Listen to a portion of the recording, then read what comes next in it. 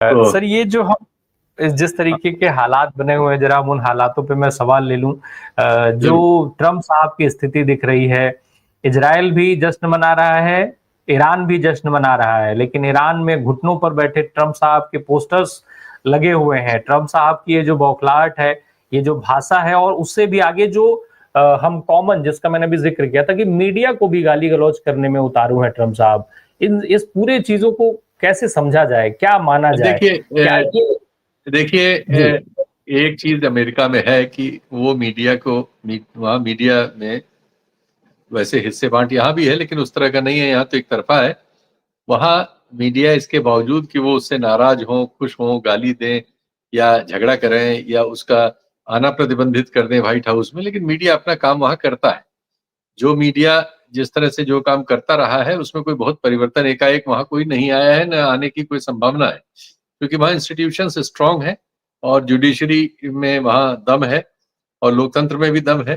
तो ठीक है, वो बुलडोज करने की कोशिश कर रहे हैं चीजों को, जैसा उनका स्वभाव है, और उनका ये आखिरी कार्यकाल है अमेरिका के कानून के हिसाब से। वो इसके बाद अगर वो संविधान और कोई बहुत परिवर्तन कराने में सफल नहीं होते तो वो फिर से नहीं कुछ हो सकते। उनके पास जो है यही वक्त है। लेकिन जहां तक महाअभियोग की बात है, 2 बार हालांकि वो पहले भी जब मंशा मंशा जाहिर कर चुके हैं सर, इस बारे में संविधान संशोधन के लिए मंशा जाहिर कर चुके हैं हाँ ट्रम्प हाँ, साहब। इच्छा उनकी वो सब सारी है जो पुतिन साहब को जो कुछ राइट्स हैं जो मोदी साहब ने अर्जित कर लिए हैं, जो शी जिनपिंग के पास हैं, जो उत्तर कोरिया वाले के पास हैं, जो ऐसे बहुत से नायक हैं, या बहुत सारे मिडिल ईस्ट में बादशाहत है जहाँ जहाँ वो सब जहाँ है, वो सब चाहते वही सब है। लेकिन अमेरिका में ये संभव नहीं है। हम लोग गए थे अमेरिका और वहाँ देख के आए हैं बहुत कुछ। और हम लोग यहाँ रह के भी आजकल तकनीक से सब एक दूसरे को जानते हैं। खैर, इन पर 2 बार पहले भी महाअभियोग 19 और 21 में आ चुका है। ट्रम्प जिस तरह की राजनीति करते हैं, जैसा उनका व्यक्तित्व है, वो आप कह सकते हैं हमारे यहाँ जो टर्म है, पंगे लेते रहते हैं। लेकिन जो वस्तु स्थिति है वो कोई महाभियोग के पक्ष में नहीं है। अभी रिपब्लिकन पार्टी का सीनेट पर वहां भी दोनों जगह कब्जा है, और उसमें जो उनके खिलाफ आवाजें हैं वो इतनी सशक्त नहीं है कि वो बहुमत ले आए और महाभियोग जैसी चीज को उस लेवल तक ले जा सकें। दूसरे, अमेरिका के इतिहास में ऐसा कभी हो नहीं पाया है कि किसी राष्ट्रपति को महाभियोग उस पर सफल रहा हो और हटना पड़ा हो। ट्रंप की लोकप्रियता में जरूर ह्रास हुआ है सबसे, लेकिन एक अलग तरह का समाज वो भी अपने यहाँ अमेरिका में, आप कह सकते हैं कि ट्रंप की पॉलिटिक्स का जो स्टाइल है, जैसे हमारे यहाँ अभी जो स्टाइल चल रहा है, उन्होंने वहां भी विभाजन तो कर दिया है समाज के एक हिस्से में। एक हिस्सा बहुत पागलों की तरह उनको पसंद करता है और एक बड़ा हिस्सा उनको नापसंद भी करता है। अब चूंकि वहां रेंज बहुत ज्यादा नहीं होती है नापसंदगी और पसंदगी के बीच, तो थोड़े बहुत सही फर्क आ जाता है, और मीडिया और इंस्टीट्यूशंस अपना रोल निभाते रहते हैं इस बीच। इसलिए वहां लोकतंत्र को ऑक्सीजन मिलती रहती है। हमारे यहाँ वो नली कट गई है जिससे ऑक्सीजन नहीं मिल पा रही है। सारा मीडिया एक तरफा हो गया है, और न सिर्फ एक तरफा हो गया है, वो सरकार की ओर से विपक्ष को की सुपारी लिए हुए लगता है। और जितना उनके अपने माध्यम जितना करते हैं उससे कई गुना ज्यादा जो है मीडिया बढ़ चढ़ के सरकार के पक्ष में काम करता हुआ मिलता है। ऐसा वहां नहीं संभव है। वहां मीडिया उनकी चमड़ी उधेड़ेगा। अब जो वहां से रिपोर्ट्स ईरान से आ रही हैं, उसमें उनके लिए थोड़ा सोलैस है। ईरान की सरकार की ओर से जो बयान आया है वो ये कि हम स्थिति का आकलन कर रहे हैं, नुकसान हुआ है, लेकिन कितना नुकसान हुआ है ये अभी हम नहीं कह सकते। तो ऑब्वियसली ये सब रिपोर्ट्स उनकी ओर से आएंगी बाद में, उनको अपने अपने हिसाब से लोग कवर करेंगे। और अमेरिकन मीडिया में वो हिस्सा जो ट्रंप उनकी विचारधारा और उस तरह की चीजों पर पहले से आलोचना उनकी करता रहा है, वो उनके हर काम में गलतियां, जैसा लोकतंत्र में ढूंढना काम ही होता है मीडिया का, जनता की ओर से जनता को एम्पावर करना सूचना से, तो वो काम वो करता रहता है, और वो काम वो कर रहा है वहां, और वो करेगा। और इसलिए ट्रंप साहब कई बार ऐसे मिलेंगे इस हाल में जैसे मिल रहे हैं, कुछ खिसियाए हुए से, कुछ गुस्से, लेकिन ये उनका व्यक्तित्व भी है ऐसा ही, वो ऐसे ही हैं।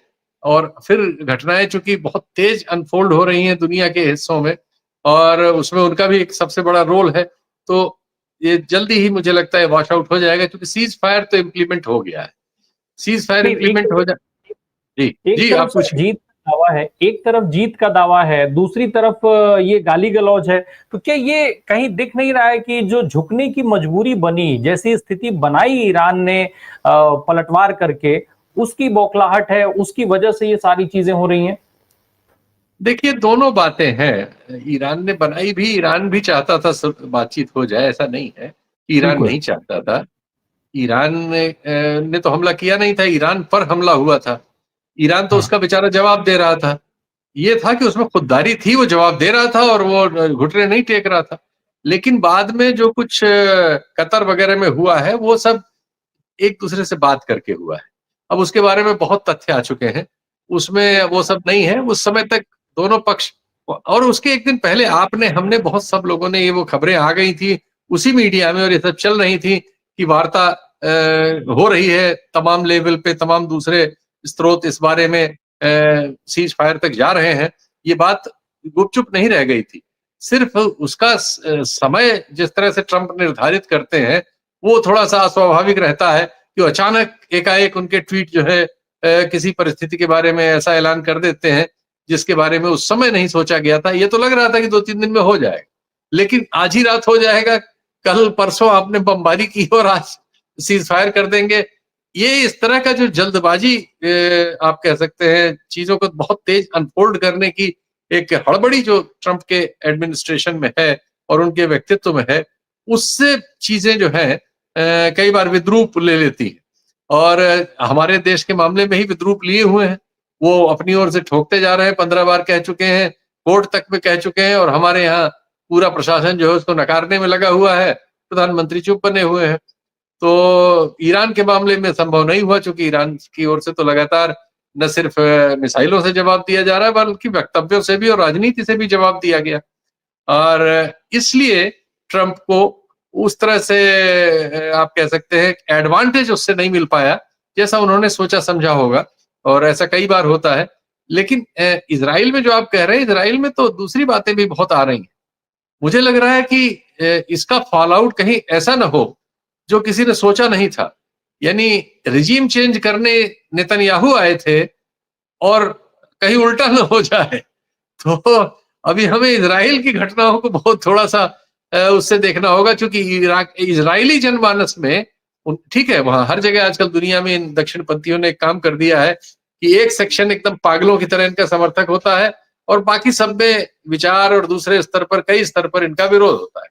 लेकिन इज़राइल में इनका अच्छा खासा विरोध है और ट्रंप की तरह वो उस तरह सुरक्षित नहीं है जैसे ट्रंप सुरक्षित है। अभी चूँकि रिपब्लिकन के बहुमत से सेनेट और उसमें, वो स्थिति नेतन्याहू के पक्ष में नहीं है। तो हमें इज़राइल को ज़्यादा गौर से देखना होगा। और जहाँ तक इम्पीचमेंट की बात है, ये अमेरिका में इनके खिलाफ 2 बार आया है। इस बार आएगा कि नहीं, अभी तो मुझे इसके पूरे हस्ताक्षर की उम्मीद नहीं है, लेकिन अगर आया भी, तो मुझे नहीं लगता कि अभी इसमें इनको कोई कठिनाई होगी और निकल जाएगा।